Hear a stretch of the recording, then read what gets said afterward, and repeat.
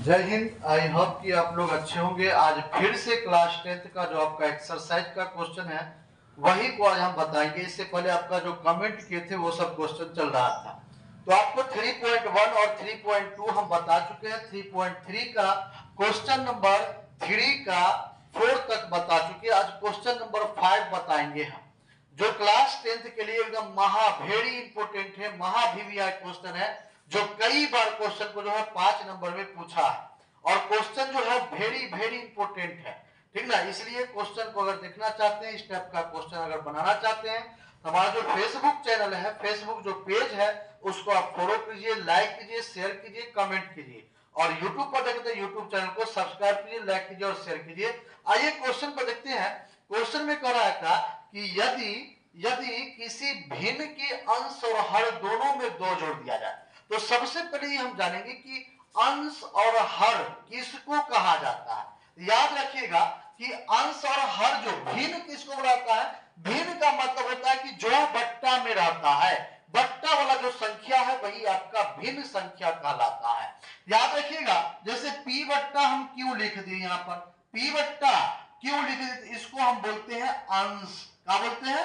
अंश। और नीचे वाला को हर बोला जाता है, इसको बट्टा बोलिए, बाय बोलिए या अपाउंट बोलिए, ठीक ना। ये आपका जो है ये बट्टा कहलाता है, अपाउंट कहलाता है या बाय कहलाता है, कोई चीज बोल सकते, लेकिन ऊपर वाला संख्या जो आपका अंश और ये हर, और जो बट्टा में संख्या रहेगा उसी को हम भिन्न संख्या कहते हैं। क्या बोलते हैं? भिन्न संख्या कहते हैं। यानी जो बट्टा में है उसी को हम बोलेंगे भिन्न संख्या। याद रखिएगा।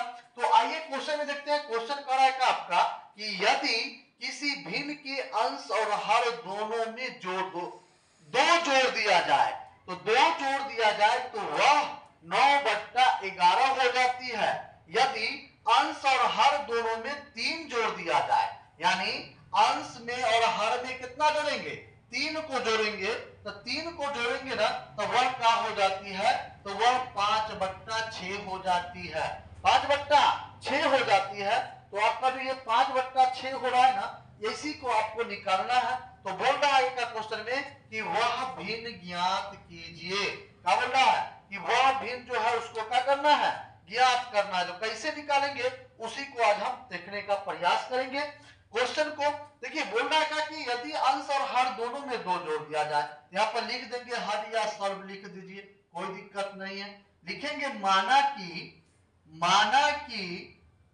क्या मान लेंगे? माना कि भिन्न संख्या बराबर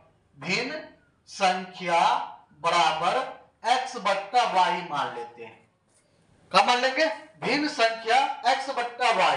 यहाँ पे भी लिख सकते हैं, यदि किसी भिन्न और अंश और हर, यहाँ पे भी लिख सकते हैं। अंश का मान लिए तो अंश मान लेंगे कितना? अंश बराबर अंश संख्या बराबर मान लेंगे x, और हर को मान लेंगे कितना? y। या भिन्न संख्या कितना हो जाएगा? x/y हो जाएगा। कितना हो जाएगा? x/y हो जाएगा। अब देखेंगे यहाँ पर क्वेश्चन में क्या कहा जा रहा है।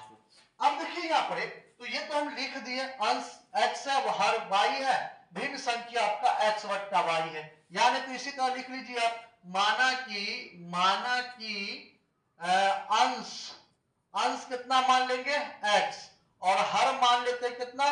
y। तो भिन्न संख्या कितना हो जाएगा? तो भिन्न संख्या आपका हो जाएगा कितना? x/y हो जाएगा। कितना हो जाएगा? x/y हो जाएगा। अब देखिए, बोला कि अंश और हर दोनों में 2 जोड़ दिया जाए, लिखेंगे प्रश्न से। क्या लिखेंगे? प्रश्न से। तो बोला ना कि अंश और हर दोनों में कितना जोड़ा जाए? 2 जोड़ा जाए। ये आपका अंश है और ये हर है, दोनों में अगर हम 2 को जोड़ देते हैं, जोड़ दिए 2 को, तो बोल रहा है कि 9/11 हो जाती है। लिख देंगे बराबर 9/11। अब यहाँ पर क्या करेंगे? क्रॉस मल्टीप्लाई करेंगे। क्रॉस मल्टीप्लाई करेंगे यानी 11 को x से गुना करेंगे तो हो जाएगा 11x, और प्लस कितना होगा? 11 गुना 22, और बराबर कितना होगा? इसको 22 से गुना करेंगे 9y, और प्लस 9 गुना 18 हो जाएगा। इसको सॉल्व कर लीजिएगा, कर लेते हैं। 11x हो जाएगा और प्लस 9y का चीज में प्लस में बराबर किधर ले लिए? माइनस में हो जाएगा 9y। कितना हो जाएगा? 9y हो जाएगा। अब यहाँ पर क्या करेंगे? 9y को तो यहाँ रख दिए, अब यहाँ पर बराबर लिखेंगे। ये 18 पहले से है, प्लस में 22 है तो माइनस में 22 आ जाएगा। 11x minus 9y equal to -4 समीकरण 1 निकल गया। ठीक ना।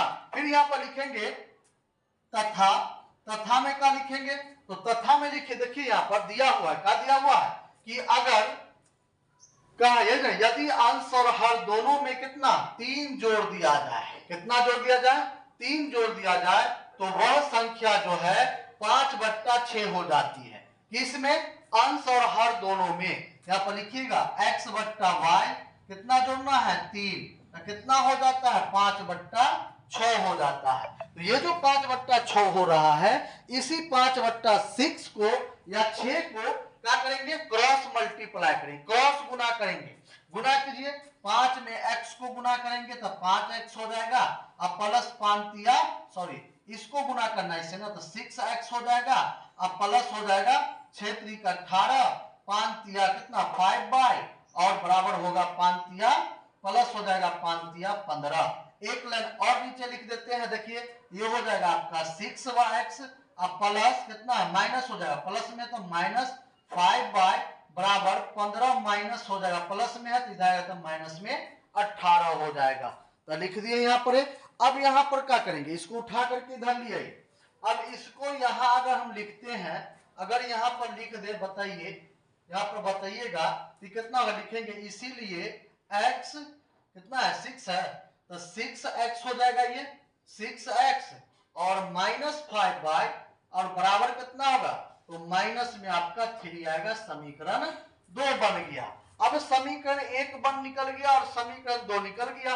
तो अब 2 समीकरण जब निकल गया, तो यहाँ पर देखिए बराबर करना है, किसको बराबर करना है, तो ये या तो x का वैल्यू बराबर कीजिए या y का वैल्यू। इसको हम गुना करते हैं 5 से और इसको गुना करते हैं कितना से 9 से, आ जाएगा। देखिए लिखेंगे समीकरण 1 को कितना से 5 से और 2 को कितना से कर रहे हैं 9 से करने पर तो क्या करेंगे, यहाँ पर लिखेंगे 9 6 1 ये पहले इसको गुना कीजिए, 11 5 55 55x, फिर हो जाएगा माइनस 9 5 45y और बराबर होगा 4 5 20, तो -20 हो गया। उसके बाद देखिए यहां पर फिर इसको गुना कीजिए, कितना होगा 9 6 1 54x माइनस फिर होगा 9 को 22 से 45y अब बराबर 9 तिया 27 हो जाएगा ना, माइनस में 27 हो जाएगा, क्योंकि यहाँ पर 15 में से 18 को माइनस कर रहे हैं। अब देखिए जहां जहां आपको माइनस देखने में लग रहा है, जहां जहां माइनस है सबको चिन्ह को बदलिए, चेंज कीजिए। यहां माइनस है, minus plus plus minus, minus minus plus, फिर यहां हो जाएगा माइनस माइनस प्लस हो जाएगा। एक बात याद रखिएगा, चिन्ह को चेंज करना जरूरी है इसमें, दो चौड़ा रैखिक समीकरण में जब वो प्लस माइनस में नहीं रहेगा तो चिन्ह को चेंज करना जरूरी है। एक बात और ध्यान में रखिएगा कि अगर इसमें अगर कोई दो संख्या बराबर नहीं है तो आपको गुना करना एकदम जरूरी है, गुना करके उसको बराबर करना पड़ेगा। एक बात और ध्यान रखिएगा, अगर ये माइनस माइनस में रहेगा ना, माइनस माइनस में रहेगा तो इसको हम क्या करेंगे, घटा देंगे। प्लस प्लस रहेगा तो इसको क्या करेंगे, घटा देंगे।